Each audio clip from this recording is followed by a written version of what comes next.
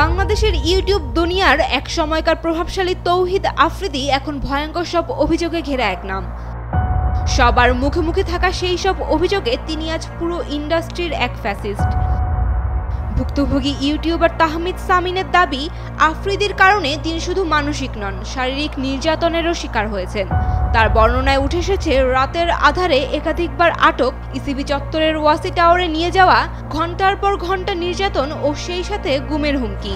ও বের হলে আমার যে ক্ষতি হবে এটা তো আমার জানা হয়ে গেছে। অবশ্যই ওর মতো আফ্রিদি যাতে আর সেকেন্ডটা বাংলাদেশে না আসুক। আফ্রিদি বলতে থাকে যে আমাদেরকে গুম করে ফেলা হবে, টর্চার করা হবে বা ডিবি দিয়ে ঘেরাও করা হবে। 3টার দিকে ঢুকছি, 7টার দিকে বেরিয়েছি।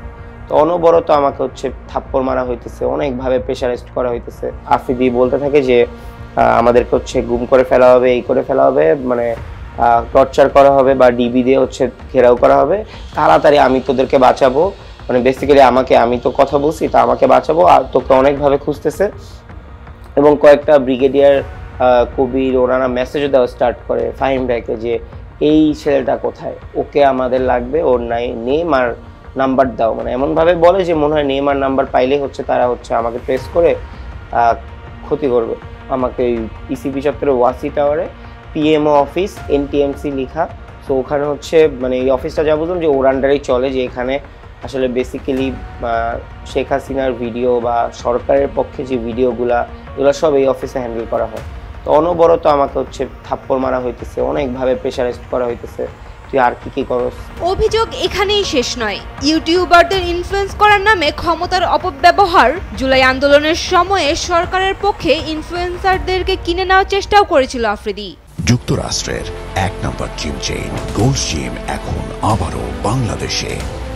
বসুন্ধরা আবাসিক এলাকা ও বসুন্ধরা সিটি শপিং মলে। আপনি যে ফোন দিয়ে কয় ওই যে সরকারের যে ইয়েগুলা ভাঙচুর কইছে, মেট্রো রেল এগুলা নিয়ে একটা ভিডিও বানাইতে হইব। এ কথা বলে আমারে বলতে যে তোলাই ভাইয়া কিছু টাকা পাঠাইতেছি, তো হে তো যেটা বলে আমরা তো ভয় পাই। আমি কিন্তু হেরে বাঘের মতো ডরাই। আমি না, আমাদের টিমের সবাই তার বাঘের মতো ডরায়, কারণ মানে সে অন্যরকম মানুষ ভাই। সে ক্যামেরার ভিতরে একরকম, কিন্তু ক্যামেরার বাইরে খুব ডেঞ্জারাস একটা লোক। আজ থেকে 2 বছর আগে যে প্রতিবাদ করার কারণে আমার নামে যে মিথ্যা মামলা দেওয়া হয়, তারপর আমার যে লাইভে এসে যে কান্না করা, এইগুলো এখন আপনাদের মনে পড়তেছে, তাই না? তৌহিদ আফ্রিদির একটি কলে ডিবি অফিসের মধ্যে ধরে নিয়ে আমাকে 1 ঘন্টা নির্মম ভাবে পিটায় এবং সেদিন আমি ভিতর থেকে মরে যাই। এবং আমাকে বলা হয় যদি এই ঘটনা আমি কাউকে বলি তাহলে আমাকে তারা গুম করে দিবে। আমার অপরাধ ছিল শুধু তাকে নিয়ে একটা ভিডিও বানানো, যে ভিডিওর মধ্যে আমি কিছু সত্য তথ্য তুলে ধরেছিলাম যেটা তৌহিদ আফ্রিদির পক্ষেই ছিল। তারপরও সে বুঝতে পারে নাই, আমাকে নিয়ে ডিবি অফিস এমন ভাবে পিটাইছে যে আমি 2 মাস ভাই চেয়ারের মধ্যে বসতে পারি নাই। বন্দুকের বাড়ির আঘাতে আমার এক চোখ ফুলে যায়, কালো হয়ে থাকে, আমি চোখ দিয়ে ভালো করে দেখতে পারি না। আমন্ত্রণটা করছিল তৌহিদ আফ্রিদি জানুয়ারি মাসের 22-24 তারিখের দিকে। ওই সময়টাতে তৌহিদ আফ্রিদি ভাইয়া আরেকজন কন্টেন্ট ক্রিয়েটরের মাধ্যমে আমাদেরকে ইনভাইট করে, বলে যে গুলশান ক্লাবে হেজিম্যান নাম। যাওয়ার পিছনে আমার উদ্দেশ্য ছিল RS ফাহিম ভাইয়া আসবে, তৌহিদ আফ্রিদি ভাইয়া আসবে, এবং তৌহিদ আফ্রিদি ভাইয়াকে এর আগে আমি কখনো দেখিনি, এবং এরকম একটা প্রোগ্রাম আমি মিস করবো এটা তো হতেই পারে না। ওখানে অনেক রাজনৈতিক অনেক মানুষ ছিল, ওই সাদ্দাম টাদ্দাম এরাও ছিল ছাত্রলীগের। ডিনারের পরে ফ্রিতে মদ খাওয়ানোর ব্যবস্থা করছে। তো এটা যে মদ ছিল এটা আমি বুঝতে পারিনি। ওখানে আনলিমিটেড মানুষরা ইচ্ছা মতো মদ খাওয়াচ্ছে। এর পরের ঘটনা হচ্ছে একটা প্রোগ্রামে শেখ হাসিনা ছিল, বেশ কিছু মন্ত্রী মিনিস্টাররা ছিল, ওইখানেও ডাকা হয়েছিল, ভয়ে যায়নি, কারণ সে নাই এতেই মদ খাওয়াইছে, সে থাকলে জানি আর না জানি কি খাওয়া। এছাড়া মাদক ও নারী ঘটিত কেলেঙ্কারির সঙ্গেও তার নাম জড়িয়েছে। আমি যেহেতু ওকে ভালোবেসে ফেলেছি, তো ওকে আমি বলার পরেও আমার সাথে খুব বাজেভাবে রিয়াক্ট নেয়। বলে যে একসময় এরকম বলে যে মুনিয়ার যেরকম অবস্থা হয়েছে আমারও ঠিক সেরকম অবস্থা হবে, মানে ইনডিরেক্টলি ও আমাকে ভর্তার হুমকি দেয়। তবে সবচেয়ে আলোচিত বিষয় হয়ে উঠেছে মুনিয়ার সঙ্গে আফ্রিদির ঘনিষ্ঠ সম্পর্ক। ফাঁস হওয়া ফোন আলাপ ও সাক্ষ্য প্রমাণ মিলেছে আফ্রিদির নিয়মিত যাতায়াত ছিল মুনিয়ার বাসায়।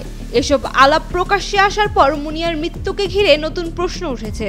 আমি জানতে পারি যে বিভিন্ন মেয়েদের সাথে ওর সম্পর্ক আছে, এবং মুনিয়া নামে যে একটা মেয়ে আছে ওর সাথে ওর সম্পর্ক।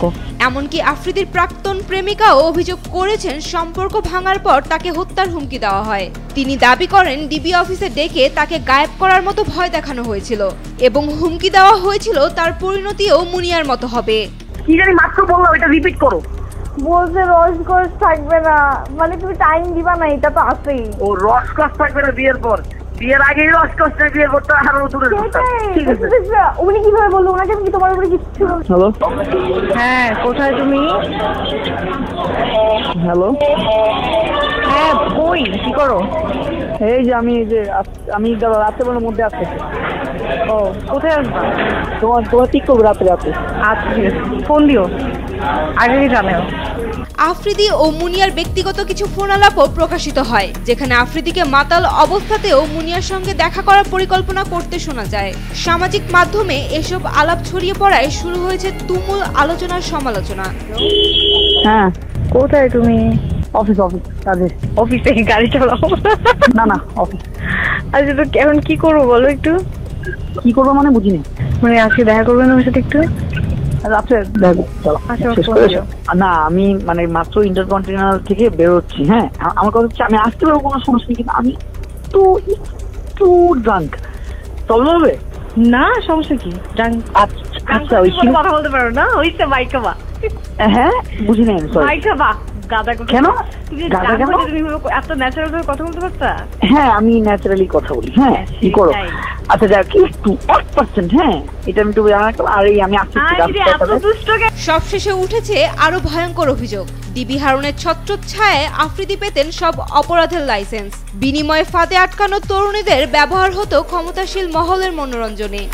ইউটিউব ক্রিয়েটরের আড়ালে গড়ে ওঠা এই অন্ধকার সাম্রাজ্য এখন আলোচনার কেন্দ্রে। তৌহিদ আফ্রিদির বিরুদ্ধে ওঠা অভিযোগ শুধুই কি ব্যক্তিগত কেলেঙ্কারি, নাকি এর পেছনে রয়েছে আরো বড় অপরাধ চক্র? Desk report, Daily Sun.